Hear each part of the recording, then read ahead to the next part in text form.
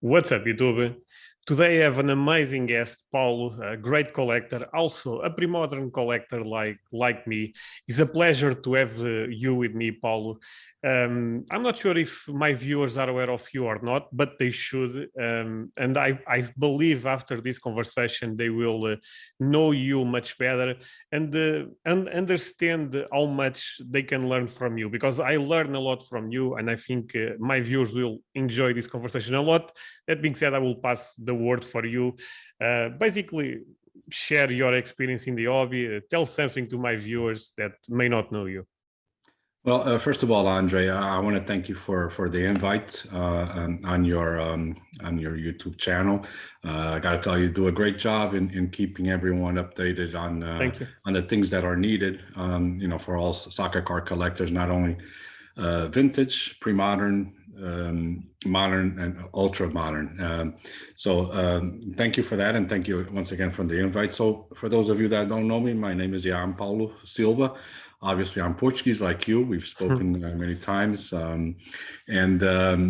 I started collecting back when I was 7 years old, and we're going back into 1974, believe it or not. I started collecting stickers from a Portuguese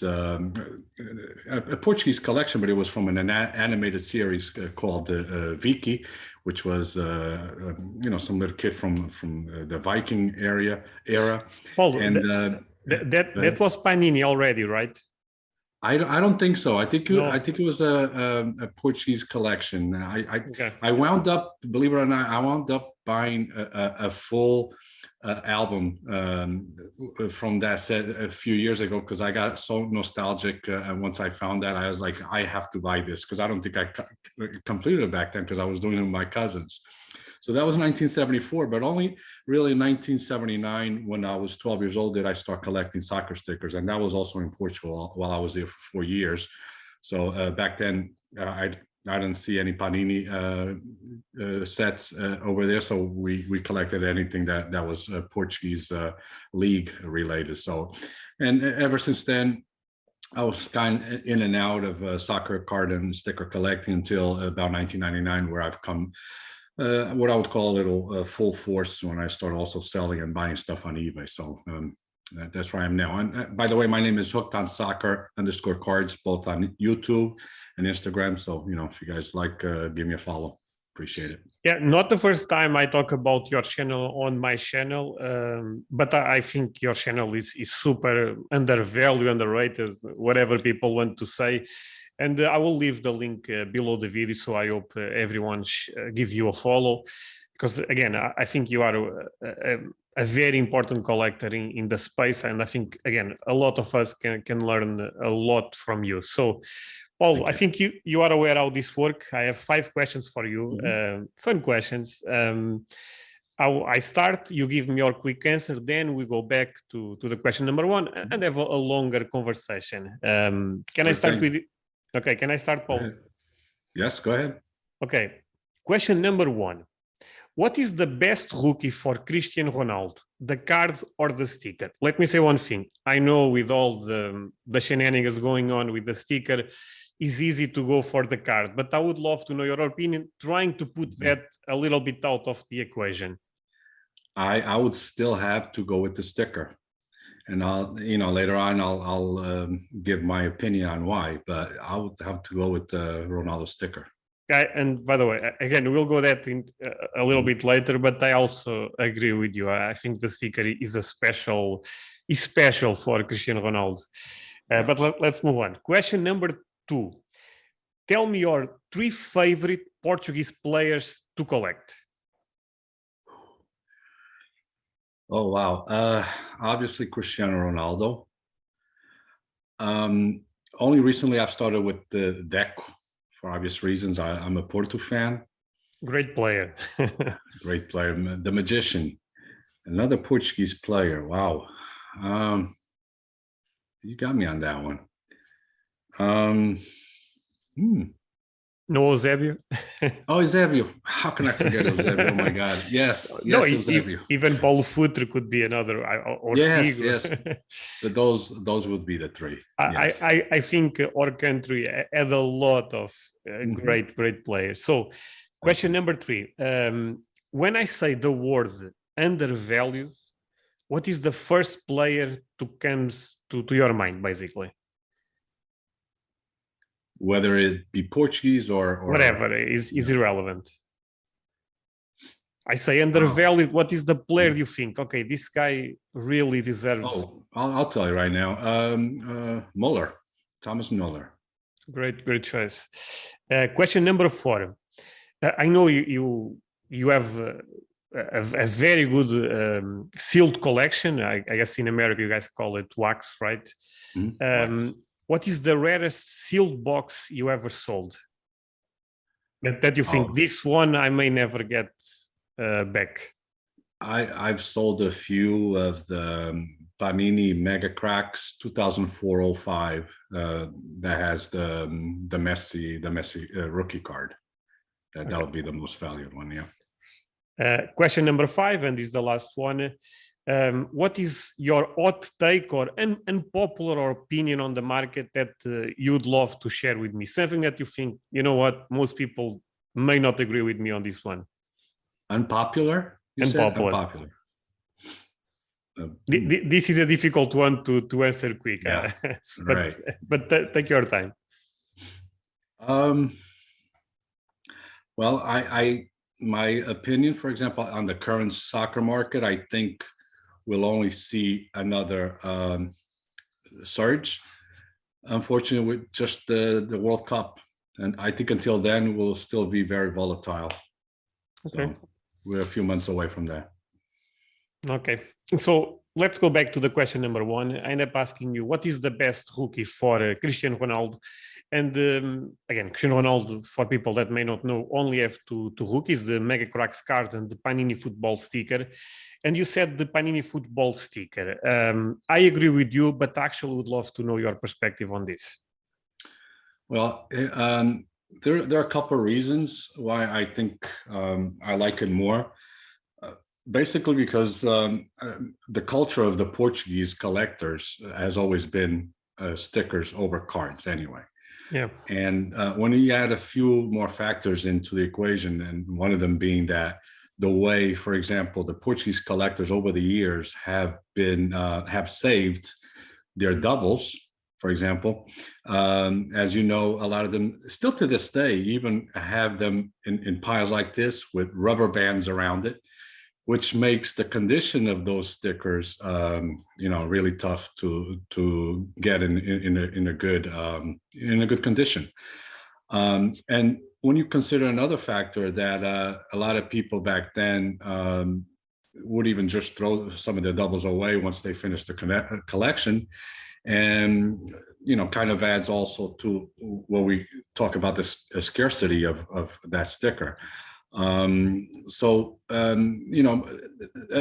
the other thing also is these stickers were obviously designed at the time to have been stuck into the album, so that's another variable that plays in. And so I mentioned maybe 3 or 4 different factors. So those are the reasons why I think I like the sticker The more sticker than mark. the. Yeah, I agree with you because again, it's almost about the lineage, the culture. Again, I understand Mega Cracks is right now is a popular card among collectors and is an amazing card. It's not that we are Right. trying to say the card is not important because of course Mhm. is one of the holy grails in the market. But I think the sticker, and I'm not sure if you agree with me, I think the sticker is actually more rare than the card. And I would say so. Yeah, because again, we don't really know the percentage of the stickers that were, brought out by Panini at the time. How many of those were actually stuck, right, yeah, into the albums? But we would think the majority of them were. And the other thing, like I mentioned, the way Portuguese collectors over the years save the doubles, you always have the rubber band around it, or they didn't really care about the condition. So just those 2 factors alone, in my opinion, make it a lot scarce. And I don't know if you're aware, but to those of you that don't know, that Mega Crack collection from Panini that came out in 2002 or 3 almost didn't come out because Panini had tried in the Portuguese market a previous edition of trading cards in 1999, I believe, and it didn't go that well. I guess maybe because the prices of the packs were a little higher than the stickers, and maybe because of Portuguese culture over the years collecting stickers over cards wasn't very popular. And Panini kind of said, you know what, let's not bring out another edition. It took them out 3 or 4 years for them to decide to come out. And it just happens, thankfully, that it came out in the year that Cristiano Ronaldo was a rookie with Sporting. So, oh, Paul, but that's amazing that you end up sharing that. I did not know. I was not aware, but that's why I was so happy to have you on, because I know you know things that most of us do not know. Even myself, that I would say I'm very engaged with the market, but I had no idea about that. But makes a lot of sense, because again, you are Portuguese like me, you know this. We collect stickers, cards. Not saying they are irrelevant, but stickers is the thing, is the Panini football for the Portuguese league is what we like to collect. And again, from my experience, if you look at the OLX, Facebook groups, etc., again, the sticker, I really believe is quite more difficult to find. The cards, again, I'm not saying anything is easy, because I don't think that's the case at all. But if I want a card raw, I can still get some connections in Portugal to get one. The sticker, honestly, not that easy. Again, but with all the situation with Beckett, of course, the sticker ended up getting, I would say, a bad reputation, if that makes sense. But I still love that sticker, and I actually agree with you. For me, if I had to choose just one, I would go with that. Of course, knowing the value, maybe my answer will be different. But if value was not a thing, I would go with the sticker. So yeah. Moving on to the question number 2, favorite 3 Portuguese players to collect. And I was looking on your Instagram today, and I saw Simão cards. I saw Pepe. So I would say it's fair to say that you love Portuguese players, since is our culture, better saying. And you end up choosing 3. You end up choosing Cristiano Ronaldo. I mean, I think we know why. The other one was Deco, actually another amazing player. Ended up going with, in the end, with Eusébio. But let's start with Deco. You are in this, we disagree completely. I'm a Benfica fan. You are a Porto fan. But congrats, by the way. You guys end up winning this year. But I remember Deco very well. And that man was unstoppable at Porto, and ended up making super good seasons with Barcelona. Sadly, ended up playing with Ronaldinho, and the attention was a lot for Ronaldinho. But I believe it's 2004. I could be wrong on this, but I believe it's 2004. Shevchenko ended up winning Ballon d'Or, but I thought Deco should be the winner. For me, Deco was the best player in the world in that year, because ended up winning the Champions League with Porto, final with Portugal at the Euro. But yeah, tell me why you like to collect Deco, Eusébio, and Cristiano Ronaldo, of course.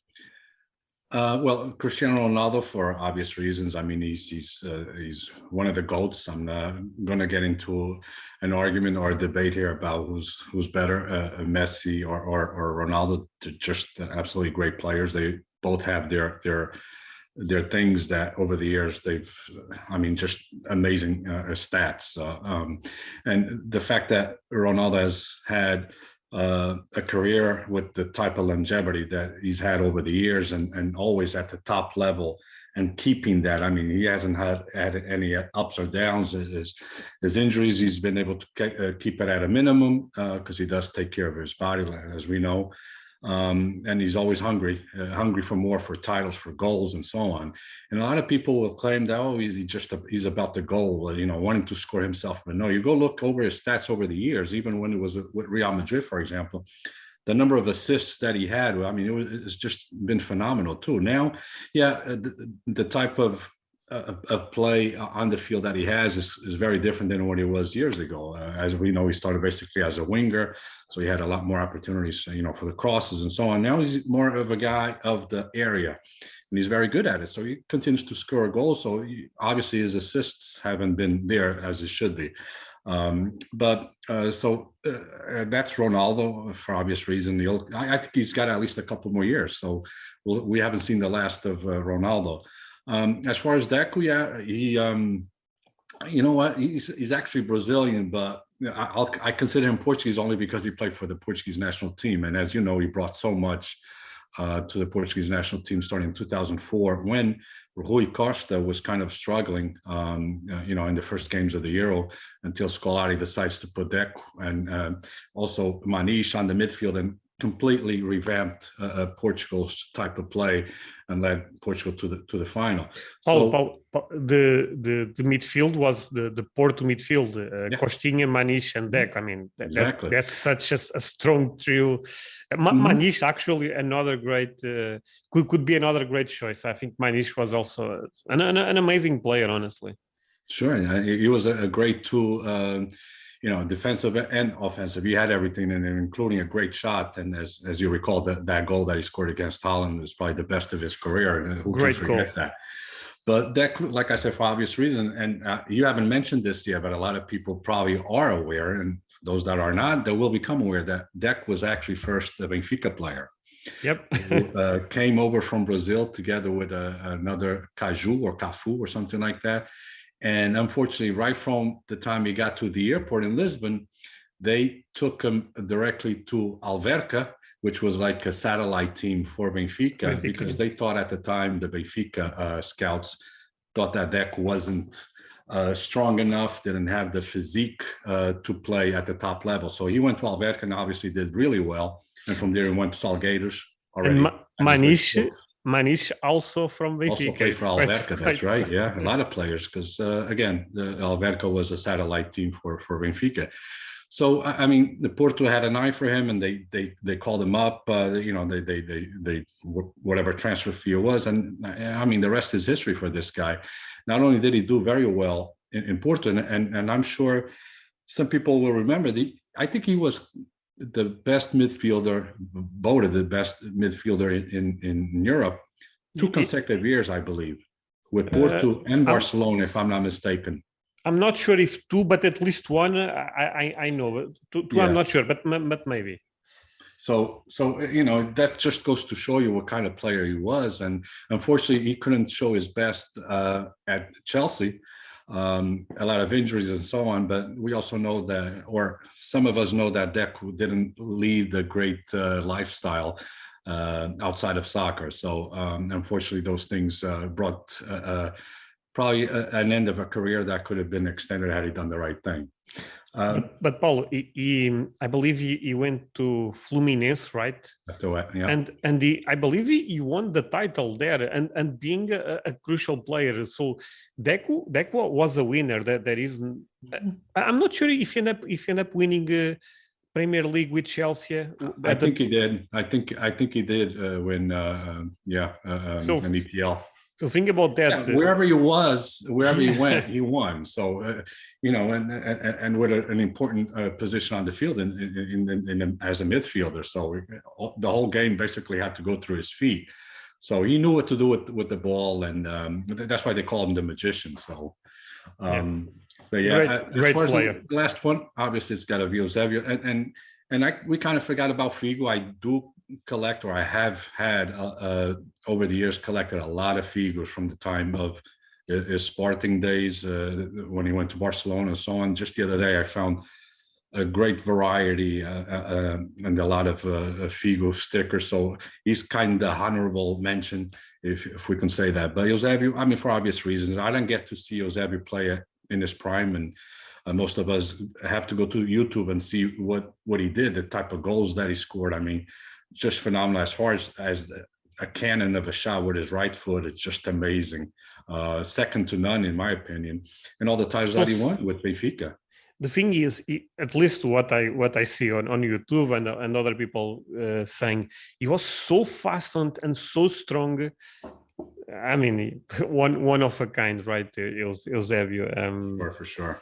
And in my city, a couple of friends of my father and stuff like that, they keep saying Eusebio was the best Portuguese player ever. Cristiano Ronaldo is great.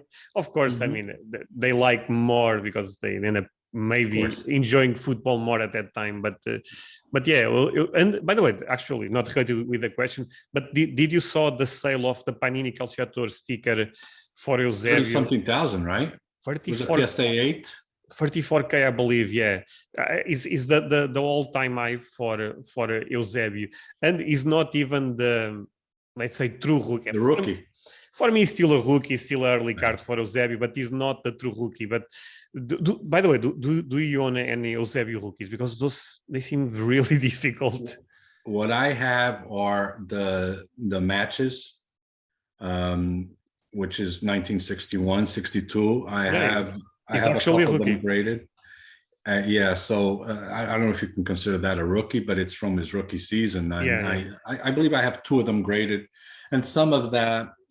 What's that German edition that came out that has them on the field? It's actually a 1962, but PSA labels as Verlag. I want to say, is it the Verlag or the Verlag or something like that? I'm not. Is Eusebio complaining, right?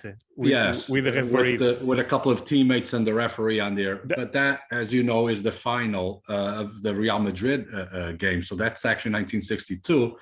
But I guess somehow they still label that 61, 62. I love that card. I really like the shot on the photo. Eusebio complaining again. Very, very cool stuff. Yeah, that one I have 3, I believe, graded. But is it a rookie? It's up for debate. Yeah, I mean, whatever, right? Is around those years. I think that's the most important thing. Let's talk a little bit about Figo, because I think it's fair. Figo was also so important for Portugal. Figo, the Figo market seems like to be eating a little bit. Right? I'm not sure if you saw on my Discord a lot of people talking about Figo being maybe top 50 ever, maybe not. Again, up to debate. Everyone has different opinions on that. But yeah, Figo, in my perspective, another player that again, saying undervalued. There is no financial advice on this. Let's say underappreciated, and I think there is a chance that Figo will have a spotlight in the hobby soon, because I see more people engaging into the Figo market. And Paul, I do a series on YouTube, Investing in Greatness, where I talk about a specific player, and the player I have more requests right now is actually Luis Figo. So it's amazing. You know what I think, Andrea? Sorry to interrupt you. I think it must be a couple of reasons why that is. He's been recently in the public eye. Don't forget that he's involved with the Luis Figo Foundation. And just a few months ago, there was a game with old timers at the Glasgow Rangers, I want to say, and he brought on a bunch of his friends to play against the Glasgow Rangers older players. So he's done that, and he's also done recently another game at I want to say in Qatar, where he had Ronaldo and a bunch of other players. So he's been in the public eye. So I'm thinking that could be one of the reasons. And the other, you see stats on some people in some Facebook groups will post, and I shared one the other day where, and a lot of people forget this. For example, from the year 2000 to 2002, for 3 consecutive years, Figo led the world in all the leagues in assists. So that's insane. That's an amazing stat. So I guess people relate to that. Say, hey, you know what? Maybe this guy's undervalued. Let me invest in some stickers. The next thing you know, then the rest of the crowd follows along, and he becomes a popular player and one that is very sought after. And Paul, I also see things this way, and I'm not sure if you agree with me, but I think if you look at the market, of course, people started with Messi, Cristiano Ronaldo, Pelé, Maradona. Those are easy, let's say. They make a lot of sense. But then last year we saw a lot of people talking about Zidane, Thierry Henry. Iniesta, and now I feel like we are seeing a natural progression, if that makes sense. Yeah, Sorry, sure. Figo is could be the next one, maybe Rivaldo, maybe Kaká, players like that. Again, that's why I keep saying to my viewers, and this is honestly what I believe about the market. Look, if you believe in a player that have a legendary career, just because the market do not appreciate the player right now, 1 year from now could be different. I mean, let's think about 3-4 years ago. Iniesta was not even a thing. Almost people do not, and right now a lot of people collect Iniesta. So again, education always help you in the long run. So if you believe in something, if the market gets more educated, maybe your time will come for what you are collecting. So actually, not related again, but I have another question for you. Sure. What do you think about the Panini, not Panini, the what's the name in Portuguese is calendários. The calendars, the pocket calendars, calendars. pocket calendars. Do you think PSA should grade those? Because if people are not aware, in Portugal, those are at least at that time ended up being quite common, and a lot of times they feature players, teams, etc. So, what do you think about that? I'm really curious about your opinion on this one. Hey guys, hope you're enjoying this conversation with Paul, and if that's the case, do not forget to leave a like, super important. And I have two things to share with you that are also quite crucial for the future of this channel. First of all, I have a Patreon community with more than 17 members already, which I think is quite incredible to when you put in perspective how small my channel still is, but we are growing very fast. So if you want to be a part of my Patreon community, check the link below the video. I put new content every week. I put a Q&A on Wednesday, and I put extra audio. That you can call that a podcast on Sunday. So again, if you like my content on YouTube, you probably love my content on Patreon. And again, there is a lot of exclusive content on Patreon to share with you an idea. And I'm answering more than 300 questions already in the last couple of months. So a lot of great work is being done there. So consider to join. You need to pay around $10. And again, let's say $10 is a lot of money to you. That's totally fine. One thing that is totally free is actually my Discord. We are more than 500 members, and there is a lot of chat there. There is a lot of collectors sharing knowledge that I think is an amazing place to learn and share. And yeah, my Discords, I could not recommend more. Totally free. I will also leave the link below the video. So let's continue with the conversation. I got to be honest with you. I do own a good amount of those calendars, those pocket calendars, but it wasn't something that I bought because I thought it would be an investment. I just happened to like them, whatever was in the front, obviously. But I haven't been a big fan of them for many years. But I do understand that obviously in Portugal those were considered, and till this day, till this day, there's people still making calendars with players in the front or team pictures or team logos. So it's still very popular in Portugal, but I don't foresee that to at any point pick up anywhere outside of Portugal or even Spain.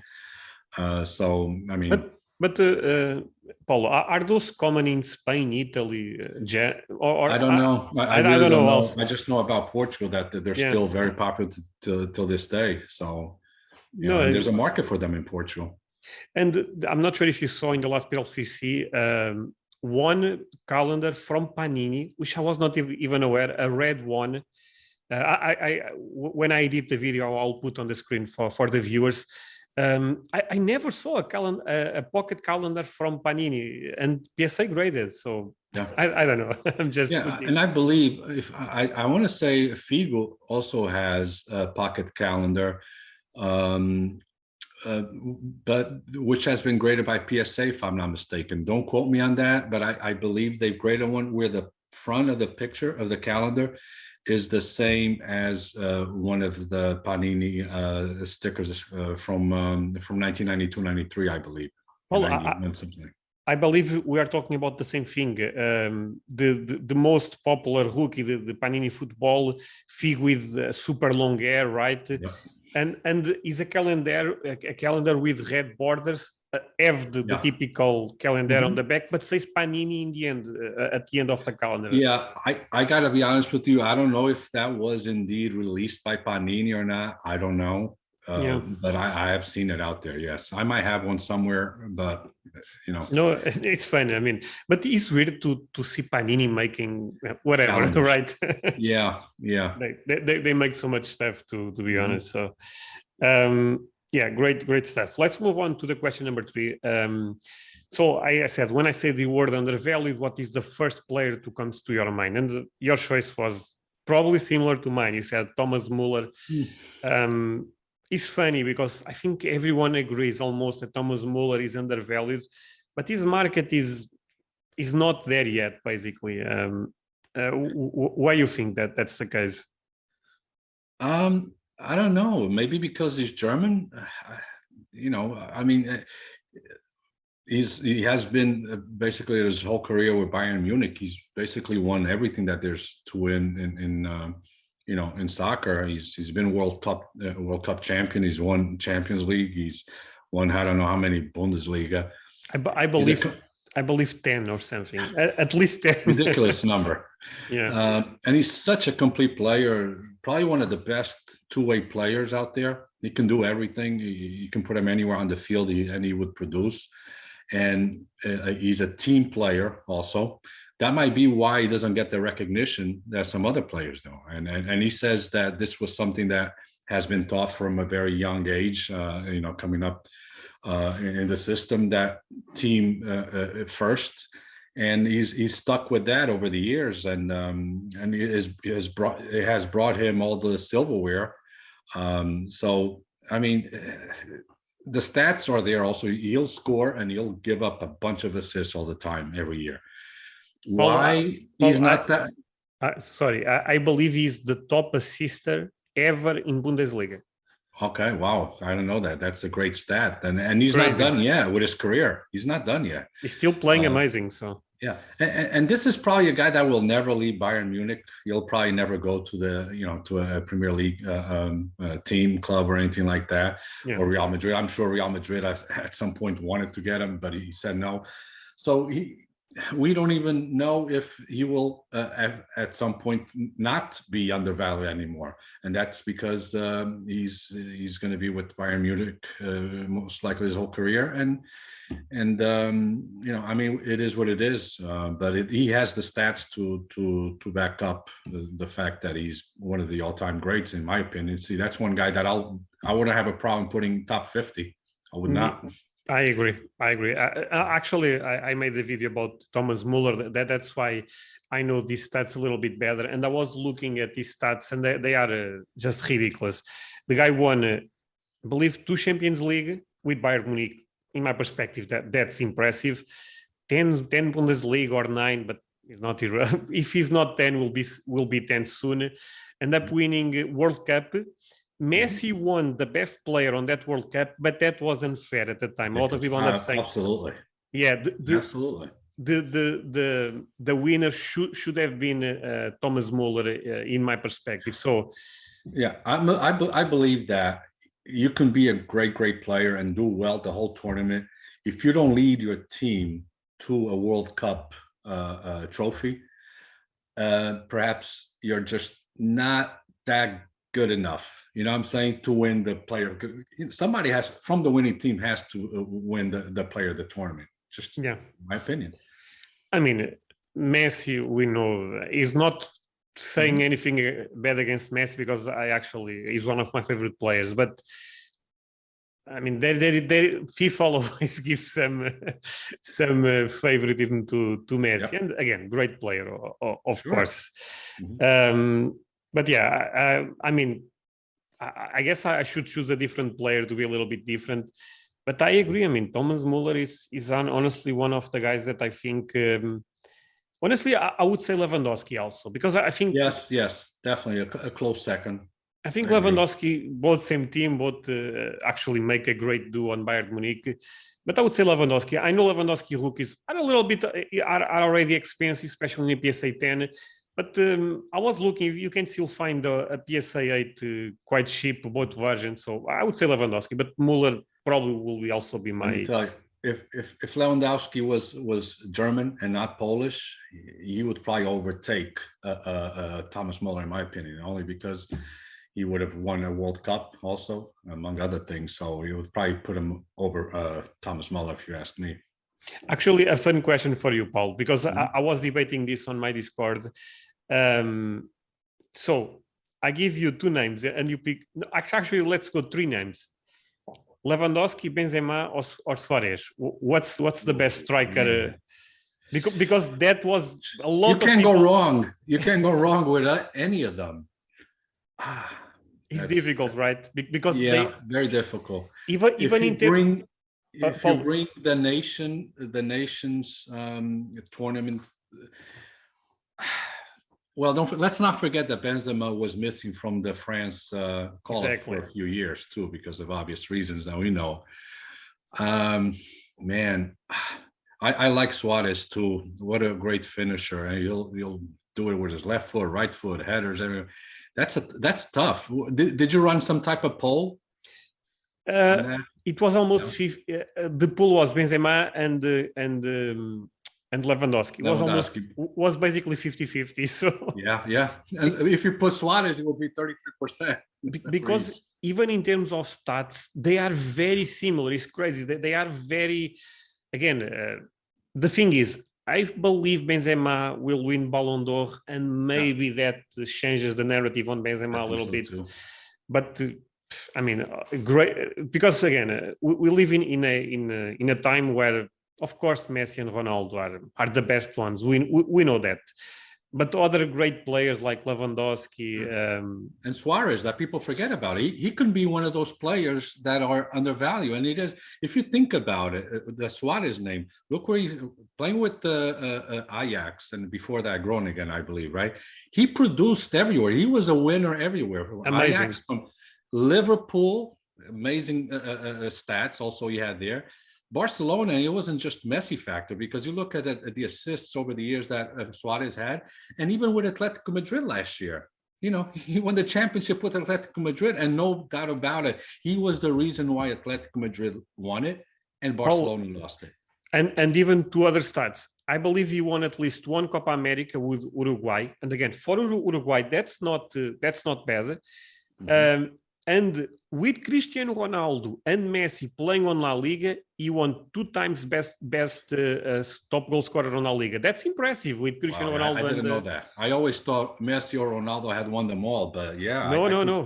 At 2 times, he actually ended up sharing the golden boot with Cristiano Ronaldo, because they end up being tied in terms of probably less games, maybe, or something. And he would. Crazy. Yes, I didn't know that, but he's an amazing player. Amazing. I don't care player. that he bites some defenders on and off, or he did over the years, but just amazing player. I really like him. I do. No, yeah, for sure. Okay, question number 4 was about the most expensive or the most rare box, sealed box you ever sold in soccer, and you said Mega Cracks 2004. Most of my viewers know that's probably my favorite set ever, because the set is just amazing. Of course, Messi is the big card, but you have Sergio Ramos rookie, you have Zinedine Zidane, Beckham. I mean, so many. Ronaldinho, so Michael Owen, so many legendary players on the set. Actually, tell me a little bit about. Because you are the biggest collector seller of sealed product that I know. Share something about that. Maybe about pre-modern and pre-modern. More specifically during that, the early 2000s to about 2006. And I don't know if I ever told you this. I must have shared this with you. So back in 2001, here in the United States, I decided that I wanted to collect some of the Portuguese and Spanish Panini, collections. And I found it hard to get it directly from Portugal, boxes that I would eventually sell in other local supermarkets and smaller markets here in the US. So I contacted Panini in Spain. And thankfully, they were willing to work with me, where I would buy them cases of Panini boxes from Portugal and Spanish sets. This started actually 2001. So I brought them over. I would get it shipped via UPS, and I would distribute it to certain towns here in the northeastern part of the United States, in New Jersey. I would, take them over to some supermarkets, and as they were selling, they would pay me, what they sold. So it just so happens that, like everything else, certain things don't sell everything. So at the end of the season, I would go back to the supermarkets and pick up the boxes that didn't sell. So what do you do with that? I'm not the type to start opening them all, because back then we didn't know the value of some of these cards. So I stored them, in my garage for many years. And with time, as time went by, they started really getting a lot more value because of obvious reasons. Ronaldo and Messi just toured the leagues. And so, but again, I was stuck with some of those boxes that were still sealed. And, over the years, they just went up like crazy, as you know, and the Mega Cracks 2004-05, especially when it's sealed with the PW, not PWCC. What's the name of the sealers? BBC. If you get it authenticated, I've sold some for over $30,000 each. So that's, it's just amazing price. Paulo, the question is, how many Cristiano Ronaldos Mega Cracks did you open in your lifetime? Do you know, or no idea? I've for sure about at least 20.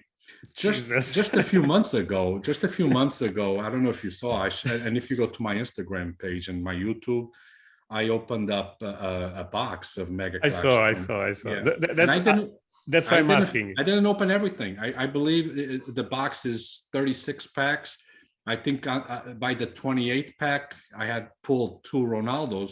And I said, okay, that's it. Because my idea is the 8 packs that I didn't open to potentially get it authenticated with PSA or even sell separately, because those on average can go for about $1,000, believe it or not. So, that's such. I mean, that's amazing, because it's crazy when you think about it. I mean, 20 Mega Cracks and all near mint to mint conditions. So yeah. It's honestly crazy to think about it. And I was aware of the other story, because you even told me, you could correct me on this if I'm wrong, that you even sold Panini Paixão stickers Portugal on 2004, or am I wrong on this? Yeah, that was one of the, for those of you that don't know, he's talking about the Paixão por Portugal stickers, which is the size of a card, a trading card. And that actually came out before Panini released the Euro 2004 set in Europe. So that collection of Paixão por Portugal precedes, anything that Ronaldo has with the Portugal national team jersey, and that's one of my favorite sets, no doubt.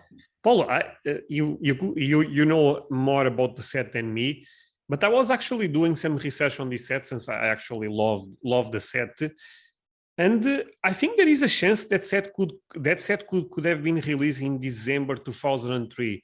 It's possible. I was looking at stats, and they stopped covering stats for putting on the cards on September. And I was doing research, and I would not be really. There is a chance that set was released at the end of the year. Again, not, I would say, super relevant. Right. Actually, could be relevant. 2003, 2004 could change the narrative a little bit.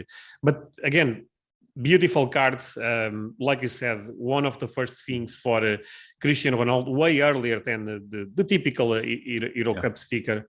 Yeah, and when you talk about the stats, it's funny, because on the album where you actually put those stickers in, it does say for Cristiano Ronaldo, I want to say they had like 2 games with the Portugal national team and 0 goals too. So yeah, that's how I end up tracking that stuff, because I was looking at that statistics.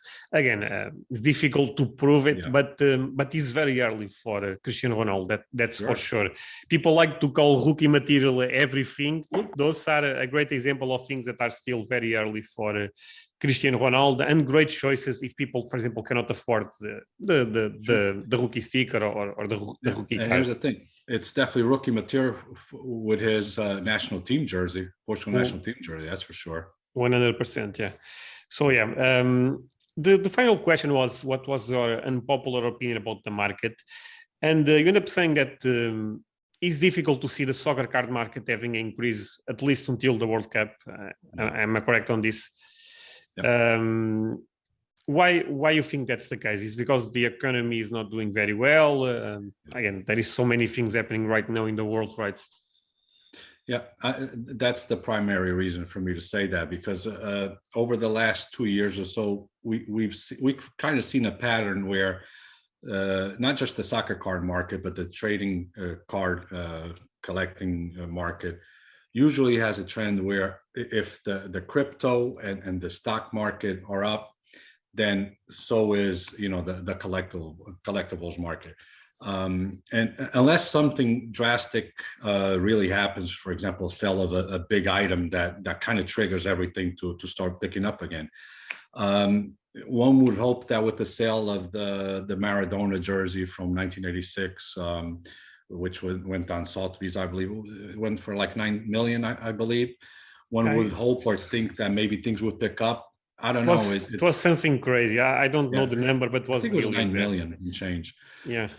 We would hope that would kind of be of a trigger, but right now, and after some of the latest auctions, that ended with PWCC and gold, and it's still tough to say. Even though, like you mentioned, some items they go for a lot of money, like the Eusebio 1963 Panini.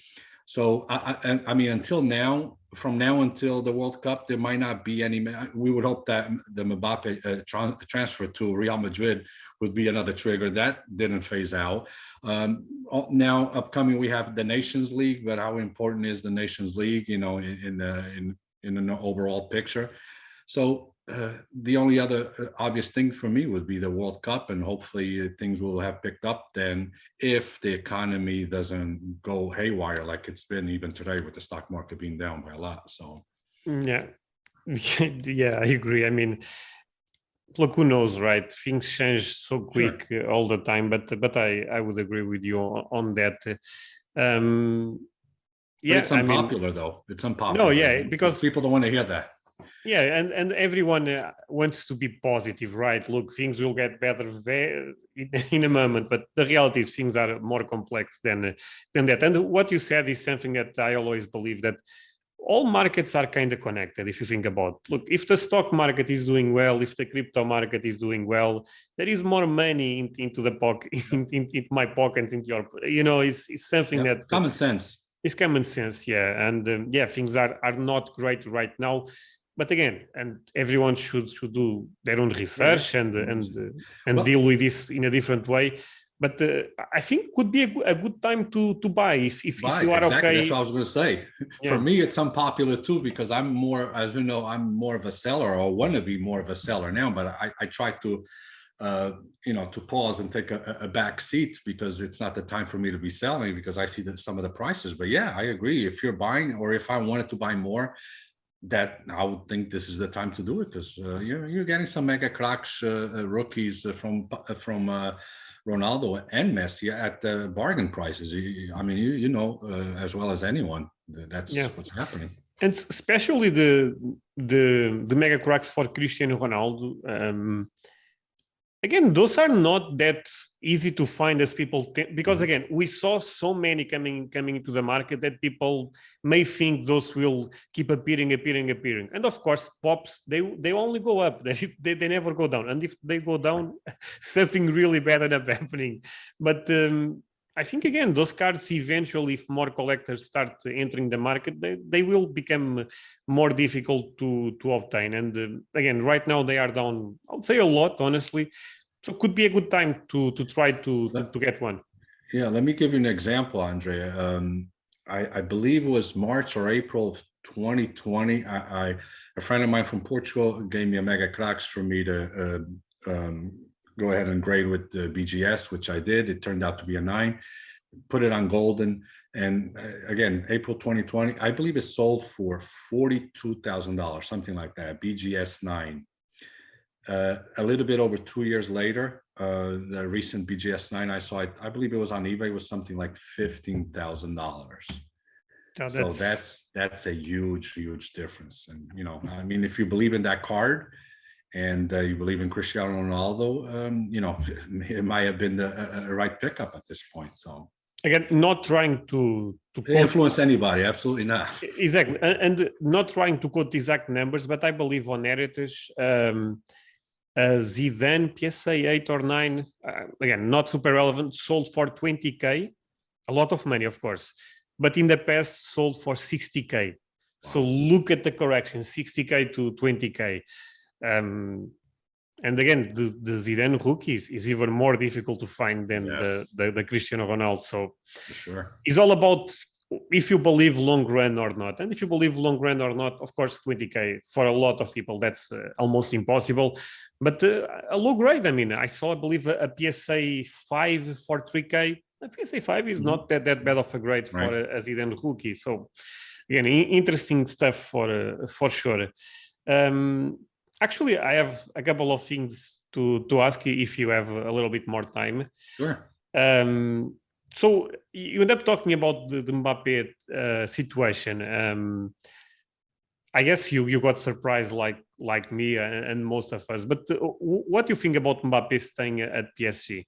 Because I would say this: I was a little bit disappointed, but in the other end, I also think Mbappe should give a Champions League to PSG. You know, because I'm not sure if you know this, but Mbappe is actually from Paris, so it's like his city. Yeah. I don't know. Well, we know in the end, money talks, right? And that's probably what kind of averaged out things for Mbappe to say, I need to stay here. But yeah, I mean, he was definitely something that a lot of people didn't expect. But one thing during the negotiations part, one thing that kind of stood out for me, and a lot of people don't know this, is that Real Madrid is very strict with the image rights of the players that they purchase, that they transfer over. So right from the get-go, there was that issue because they had issues with the Cristiano Ronaldo. Ronaldo wanted to keep the bigger percentage of his image rights, and Mbappe was no exception. So that was the first thing I said, you know what? And I had heard that Mbappe was in negotiations with an agency that what they do is they explore the image of the player, and he hired the same company, the same agency that does that for LeBron James. So he knows the value, or should know the value of the Mbappe name out in the world. And that's not something he was willing to give up very easily. He wanted 100%. Real Madrid, I believe, was offering like 50% of the image rights can stay with you. He didn't want any of that. And then the other part too, as you know, is the salary and the taxes that Spain charges on these players. I mean, I believe it's like 40% of the salary goes to taxes. So that was another issue. So at that point, I was like, wait a minute, this can happen either way. But I still got to say I was a little bit surprised that he didn't go with Real Madrid, especially knowing that he's been a Real Madrid fan since he was young because of Cristiano Ronaldo. And Cristiano Ronaldo ended up joining Real Madrid more or less at the same age, I believe 24, and Mbappe is 23, but I don't know. I thought that there was a chance that Mbappe actually ended up with the Real Madrid. I saw today on Facebook that he wins around 200K per day at PSG right now. That's so crazy. In 10 days, he makes 2 million. It's just unbelievable, the amount of money. I mean, it's almost unfair. It really is. And the UEFA fair play needs to come into play at some point because there's just ridiculous money, you know? No, yeah, it's insane. By the way, Saturday, Real Madrid or Liverpool? Oh, man, I haven't given much thought about this, but Real Madrid has been surprising us from the beginning. Even if they're down 1 or 2-0 at halftime, I'm not going to give up on them. They can still turn it around. I don't know. He might be going to penalties, and Paulo, I think Real Madrid, because Liverpool ended up playing for to win the Premier League in the last weekend, and that was very competitive. And Real Madrid is already in holiday mode, if that makes sense. He's just playing the final. So, and I think even in terms of moral, probably Liverpool is not feeling that well after losing the Premier League, because at one point I thought Liverpool would win the Premier League. We all because, did. Yeah, you so the only one. and Yeah, I, it's going to be a tough game. yeah, it will be I just difficult. hope it's a wide open game, and I believe it will be. Typically a final, Champions League finals, it takes like a half an hour before you start seeing any type of good soccer. But I think both teams, are known for being pretty offensive, and that's what I want to see right from the get-go. Go ahead. I want to see a 3-2 game if possible, but who knows? You never know. No, yeah. And the thing with that is, I saw that Thiago, a Spanish player for Liverpool, a very important player for them, Great player. may not play on the final. So that's a big miss for Liverpool. That's why I'm a little bit more inclined to Real Madrid. And it's not only that. I mean, Real Madrid have been so crazy on Champions League that this seems like the story is already right, and for Real Madrid to win this one again. I could look stupid. Who knows? But yeah, I would say Real Madrid. All it takes is for Mohamed Salah to get injured on his shoulder again in the first 15 minutes of the game, and everything can change. Who knows, right? Yeah, and let's go to the last one. Sure. World Cup. Tell me the winner. Oh man! Of course, we know it's Portugal, but let's forget Portugal. You know what? It's just so early. We're like 5 months away from it, and so much can change. Injuries, call-ups. Come on, Paul. Pick one from team. now until then, it just you might even have new players that come into the scene that you haven't really heard about. I mean, let me give you an example. One, Rafael Leão, we both know, a former Sporting product. He wins the Serie A Player of the Year. Yeah, best player in Serie A. And he sits on the bench for Portugal, right? Why? Because there's Diego Jota ahead of him. There's Bernardo Silva, even João Felix, if you want to consider that. But to me, even before this, Rafael Leão needs to start, or at least play a good 30 minutes each game. The type of stuff he does, we don't have any other player that can do. That's obvious, right? I actually think is or Mbappe. He's very fast. Yes. If you want to compare him to somebody, I agree. He's that type of player. Not as good a finisher, of course, like Mbappe, but the strength, the acceleration that he has is just phenomenal. The first 3-4 steps and he's gone.